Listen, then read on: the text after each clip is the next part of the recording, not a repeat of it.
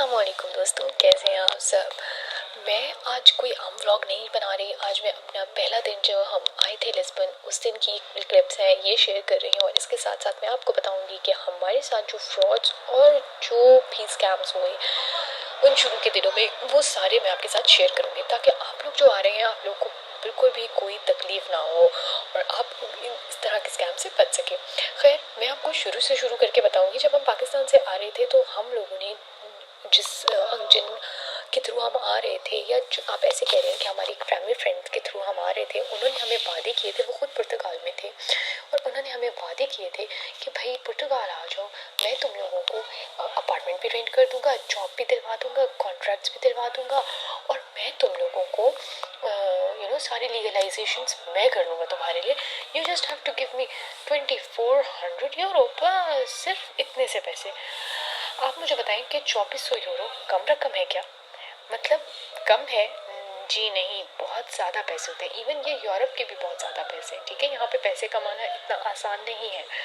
तो उस बंदे ने जब हमें ये बोला तो हम भी खुशी खुशी, भाई हम दो फैमिली से बैग पैक करके, और हमारे साथ मज़े की बात ये है कि हमारे जो फ्रेंड्स थे वो आ रहे थे और उनकी वाइफ 8 मंथ्स प्रेग्नेंट थी। और 8 मंथ्स में हमने उनको ट्रेवल करवाया पाकिस्तान से पुर्तगाल। पाकिस्तान हमारी फ़्लाइट भी इसी तरह थी जैसे आप लोगों ने मेरे पिछले व्लॉग्स में देखा कि काफ़ी हेक्टिक फ़्लाइट थी। इट वाज अराउंड 24 आवर्स की फ़्लाइट, तो काफ़ी 24 आवर्स की, यस नहीं 24 नहीं 12 आवर्स की flight. And it was quite hectic for a pregnant lady. मतलब यार हेक्टिक है काफ़ी। आप पाकिस्तान से दुबई, फिर दुबई में 6 घंटे का लेओवर, फिर फ्रांस, फिर फ्रांस में 2 घंटे का लेओवर, फिर वहाँ से बार्सिलोना, फिर बार्सिलोना में 1 हफ्ते का लेओवर, और फिर वहाँ से हम आए पुर्तगाल। तो जस्ट इमेजिन कि हम लोग किस हैसल से आए। एंड अल्लाह का शुक्र है कि हम पहुंच गए। उसके बाद इस बंदे ने हम एक्सपेक्ट कर रहे थे कि यार ये बंदा इधर सेटल है, पासपोर्ट होल्डर है यहाँ का, तो मतलब एटलीस्ट गाड़ी में तो आएगा।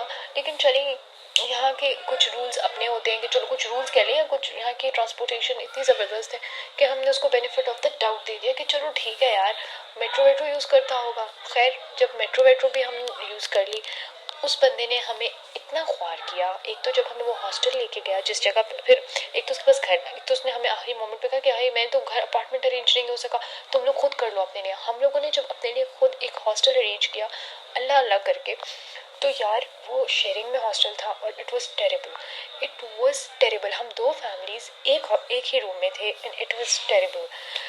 हम वहाँ पर इतनी भी जगह नहीं थी कि हम अपने बैग खोल सके, और हमारे साथ दो बच्चे थे जो कि तंग हो चुके थे सारी जगह में।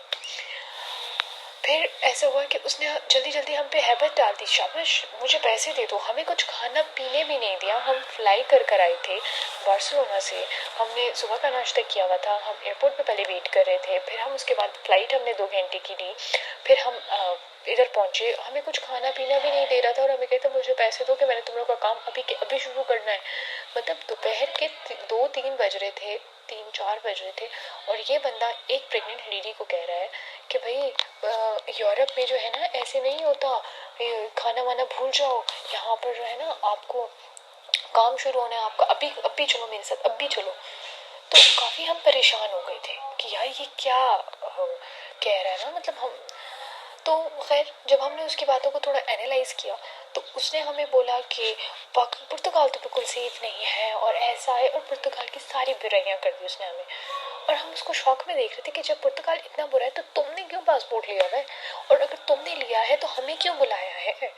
क्योंकि उसने हमें पाकिस्तान में फ़ोन में यही बोला था कि अपार्टमेंट भी कर दूंगा, जॉब भी कर दूंगा, ये भी कर दूंगा, वो भी हो जाएगा, बस तुम लोग आ जाओ।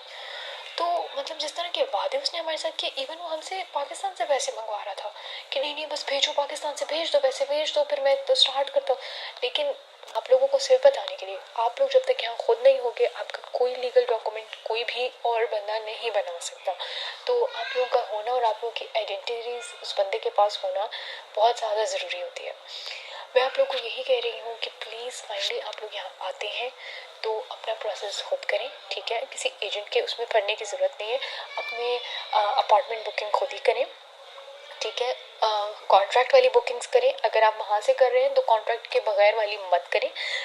अकाउंट अगर आपने किसी से सबलेट करना है तो काइंडली सबलेट में भी जो है आपने पैसे, जो प्रायर अमाउंट होता है, जो वो क्या कहते हैं वो लोग आपसे लेते हैं ना, होल्डिंग अमाउंट, मत दें, ठीक है, मत दें। आप उनसे एक एग्रीमेंट कर लें, कोई भी, ठीक है, वर्बल एग्रीमेंट कर लें, वो कर लें, उन्हें बोले कि मैं आऊँगा, अगर मैं नहीं आता तो मैं अकाउंटेबल हूँ।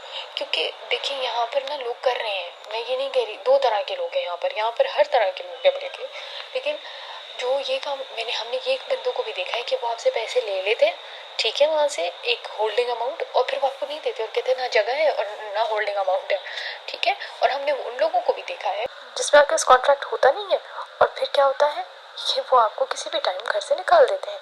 तो प्लीज़ आप यहाँ पर आके खुद देख दाख के करें सबलेट भी, और मैं आपको इस बारे में गाइड भी कर दूँगी। अपना बहुत ख्याल रखें और हमें दुआ में याद रखें।